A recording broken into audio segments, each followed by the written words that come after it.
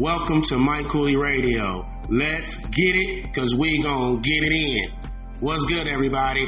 Hope everybody's day is full of blessings. And like I always say, stay sucker free. That's right. Stay sucker free from these haters, because the haters is going to hate. Let them hate, because that means that they're trying to be you and they can't be you. It should motivate. That's right. It should motivate. Let them haters hate because they can't be you. All right. Please download Mike Cooley Radio. That's right. Download Mike Cooley Radio right now. Also, subscribe and follow Mike Cooley Radio right now. Follow Mike Cooley Radio on all digital platforms, from iHeartRadio, Spotify, Apple Podcasting, Podbean, you know what I mean? And you name it, you can find Mike Cooley Radio. So please type Mike Cooley Radio in and follow, subscribe, leave a comment, a like also, all right? Also, follow me on social media, all right? My social media, Facebook, Instagram, and also YouTube. Just type my name in, Mike Cooley, MikeKooley, and I will pop right up. Follow me, see what I'm doing as an exec in the industry, see interviews that I'll be doing with celebrities later on coming up next year. So I'm very excited, trying to get some celebrities on here so you guys can hear some of their stories and stuff that they're doing and what they're trying to accomplish. And it's going to be a beautiful, beautiful, beautiful thing, all right? So please follow Mike Cooley Radio. Follow me on all platforms, and I appreciate it. Now, today we're going to talk about Obama. All right, Obama just did a speech in Pittsburgh rally. He's giving this high case, trying to say why Kamala should be the president of the United States and why Trump shouldn't be the president again. And he makes this message because we're only a few weeks away from the election, all right? So I want you guys to listen to Obama a little bit. It's a long speech. It's about 40-something minutes. I try not to do too much of the speech, but I do want you guys, because I want to give my opinions. But I want you guys just to listen to what he had to say, to give his hard feelings on how he felt about Trump.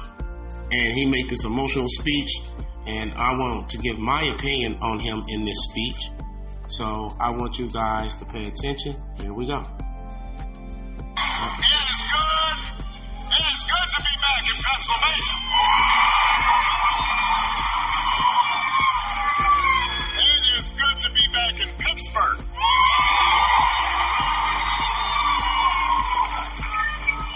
I love Pittsburgh. You know, I love the people of Pittsburgh. I love the food in Pittsburgh.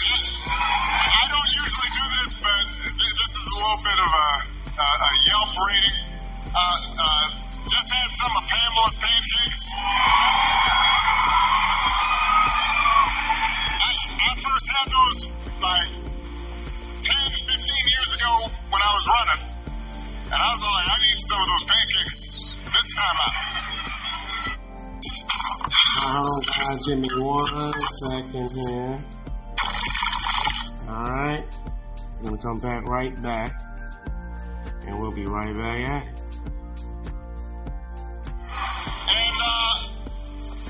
And even though I'm from Chicago, some of you may know, when I was a kid, I was a Steelers fan. So, and watching the Steelers this season, it seems I'm not the only guy from Chicago who likes being in Pittsburgh. Because so far, Justin Fields is doing pretty good. Now, before we get started, we have a little bit of work to do here. So I want everybody to be, just settle in. We got some work to do. Before we get started, I did want to say that we are, heartbroken about the loss of life in Florida, North Carolina, states across the Southwest. We are thinking about people, families whose lives have been upended by the storms over the last couple of weeks. I could not be more grateful for the first responders and FEMA professionals who have put themselves in harm's way to try and help.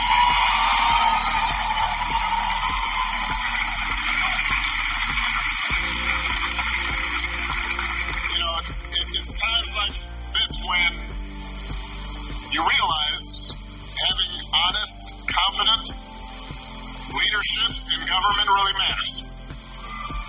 It makes a difference.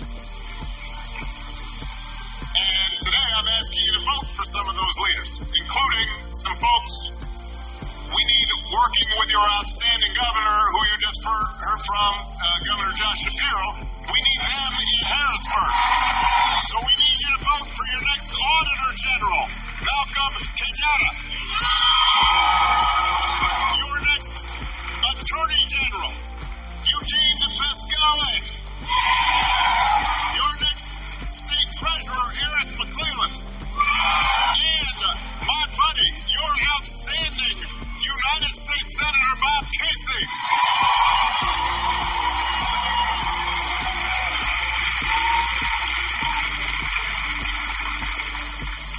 Now here in Pennsylvania, there are three ways to vote. You can vote early, in person, at the county election office, or at a satellite office. You can also vote by mail. And if you need to figure out how to do that, just go to iwillvote.com PA to find a place to vote early or to request a ballot. And of course, you can vote at your polling place on Election Day, November 5th. But if you're at this rally, let's face it, you're probably voting unless you are 12. So you also have to help your friends and family make a plan to vote. And even if you're 12, you can do that. Talk to your mom and dad and aunts and uncles, because together we have a chance to choose a new generation of leadership in this country and start building a better and stronger and fairer and more hopeful America. Now, you've already heard tonight, this election's going to be tight. Because there are a lot of Americans who are still struggling out there. They're still striving to make life better for themselves, for their families, and for their kids. And let's face it, as a country, we've been through a lot these last few years. We had a historic pandemic, wreaking havoc on communities and businesses. Disruptions from the pandemic then caused prices to spike, and that put a strain on family budgets. And in many ways, it's felt like the aspirations of working people have taken a back seat to the priorities of the rich and the powerful. So I get it, why people are looking to shake things up. I mean, I am the hopey changey guy.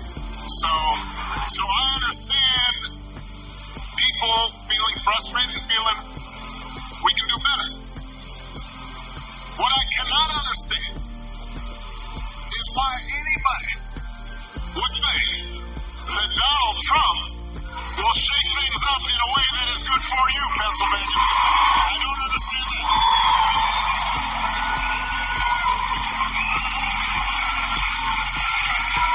Because there is absolutely no evidence that this man thinks about anybody but himself. I've said it before. Donald Trump is a 78-year-old billionaire who has not stopped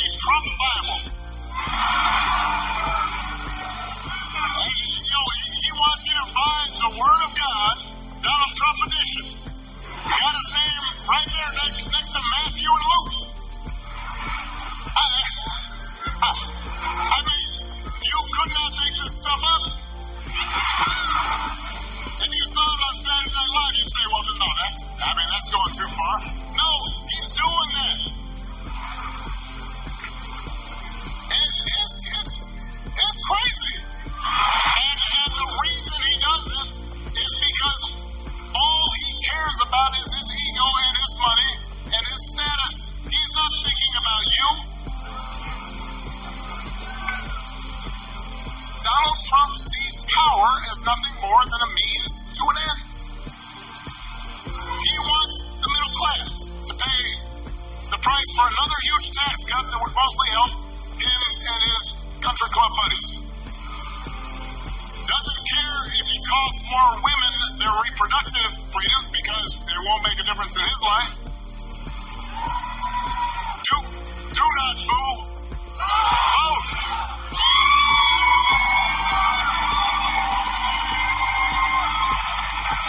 They can't hear your boos, but they can hear your votes.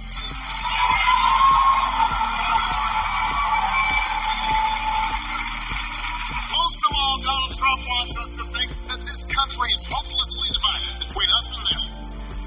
Between the quote-unquote real Americans who support him and the outsiders who don't. Because having people divided and angry, he figures boosts his chances of being elected. And he doesn't care who gets hurt. Think about it. Just the other day, we learned that on January 6th, a couple years ago, Donald Trump was told that Mike Pence was in the Capitol about 40 feet from an angry mob chanting, "Hang Mike Pence." And his response was, quote, "So what? Don't boo." If Donald Trump does not care that a mob might attack his own vice president, do you think he cares about you? Pennsylvania, we do not need 4 more years of that. We don't need 4 more years of arrogance and bumbling and bluster and division. America's ready to turn the page. We are ready for a better story. One that helps us work together instead of turning against each other. Pennsylvania, we're ready for a President Kamala Harris.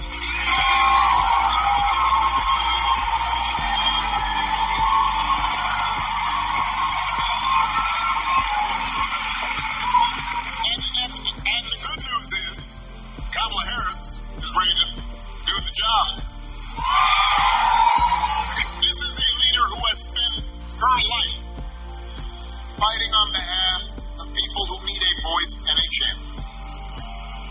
Somebody who was raised in the middle class, who worked a summer job at McDonald's while she earned a degree, who believes in the values that built this country. Somebody who has served with distinction in every office that she has ever held. I think we probably had a fainting spell back there. So let's make space for the emergency folks. This happens sometimes. Everybody bend their knees a little bit. You've been standing for a while. You can dance if you want. I just suggest bend your knees. But she'll be okay. Kamala is as prepared for the job as any nominee for president has ever been. That's who Kamala is.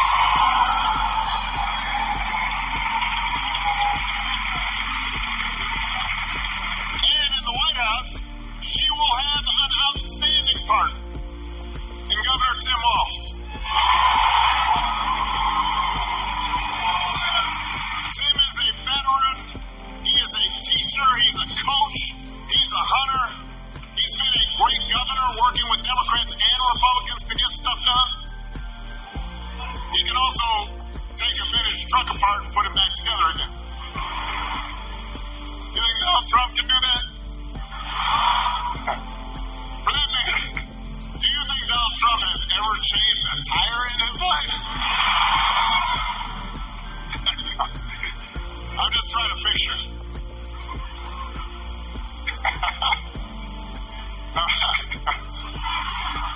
And the point is, if you elect Kamala and Tim, they won't be focused on their problems, they'll be focused on yours. They understand that too many folks here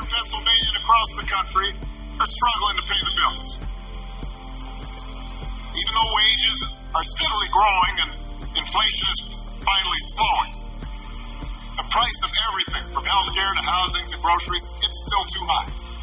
And that takes a real bite out of paychecks. It hurts. So the question is, who's really going to do something about it? That's what you should be asking yourself. Now, Donald Trump's plan is to do what he did last time, which was give another massive tax cut to billionaires and big corporations. And then, don't move. I'm going to break you of this habit. And the reason some people think, well, I don't know, I remember that economy when he first came in being pretty good. Yeah, it was pretty good because it was my economy.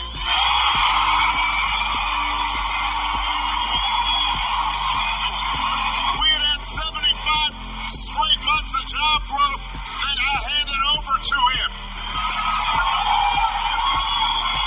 It wasn't something he did. I spent 8 years cleaning up the mess that the Republicans had left me the last time. So just in case everybody has a hazy memory,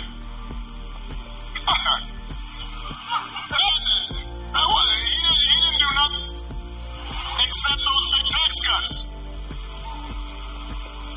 His other big economic plan now is to slap tariffs on everything, from food to TVs. Now, understand what tariffs are. Anything that's coming from that's made elsewhere and comes here, you slap extra money on top of it. And if other countries are cheating, in some cases, it makes sense because you want to have a fair playing field. But what he's proposing is basically a Trump sales tax that could cost the average family almost $4,000 a year. So if you're concerned about higher prices, that is not the way to get lower prices. That's going to come out of your pockets. You think prices are high now? Donald Trump's message basically is, you ain't seen nothing yet. All right, so that's, as far as you can tell, that's his plan, right? Because it's not written down anywhere. When it comes to health care, you heard it in the debate. Donald Trump's got one answer. Ending the Affordable Care Act that 45 million people rely on.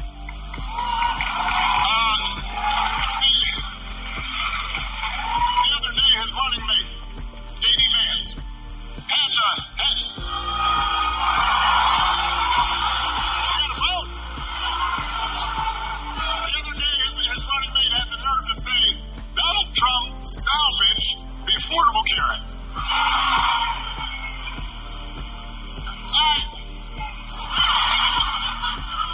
I mean, Donald Trump spent his entire presidency trying to tear it down. And by the way, he couldn't even do that right. And now, 8 years after he was elected, when he was asked about what he was going to do, he says he's got concepts of a plan for how he'd replace it. Now, I want y'all to think about this for a second. Let's say your boss gives you an assignment, a project. He says, I need this on Friday. And Friday comes around and he says, so, did you finish that project I asked for? And he said, well, I actually haven't started, but I have a concept of a plan. Or you can try it at home. Honey, did you do the dishes? I have a concept of a plan to do the dishes. How's that going to go over?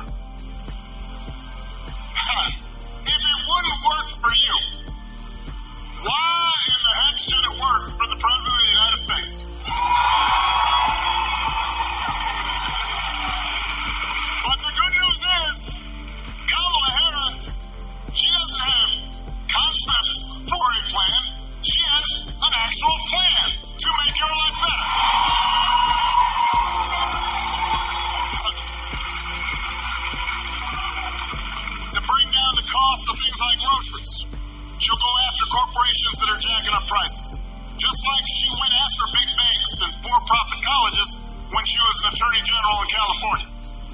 And believe me, when she does, nobody's going to want to stand in her way. I remember after the home mortgage crisis, Kamala pushed me and my administration harder than any other attorney general in the country to make sure homeowners got a fair settlement.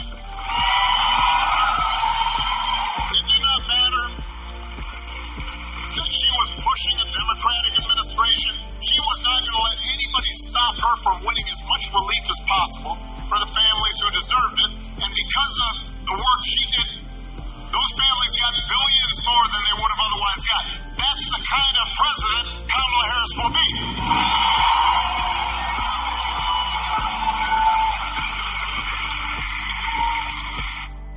And that's just a little bit of his speech. If you want to go see his speech, then please go look it up and go see his speech, Obama's speech.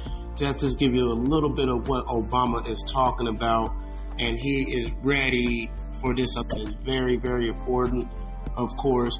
But like I always say, man, when you listen to these elections and stuff, and they saying this stuff, and you know, these presidents have not done the poor and the middle class well for many, many years. Even Obama tried, he did his best, but at the end of the day, it still was not enough. People still are going through struggles to this day, and we keep constantly hearing we're going to make it better for the middle class, we're going to make it better for the middle class, we're going to make it better for the middle class and the poor, we're going to make it better. We hear this every time, every election. We hear the same story, and we get the same results where nobody's happy, everybody's frustrated about how things are being governed, and we're right back at square one. So hopefully we'll see how it goes. Hopefully we can get a president that's going to commit to the middle class, the poor and the middle class people and stuff like that, and try to really make relief so people can live and take care of their kids and take care of their families and themselves. So we'll see. This is Mike Cooley Radio. I have nothing else to say. Please, like I said, make sure you follow, download, subscribe, and push that notification to Mike Cooley Radio, and listen to me all the time when I come out with new episodes. Mike Cooley Radio, I'm out. Let's get it, because we gonna get it in.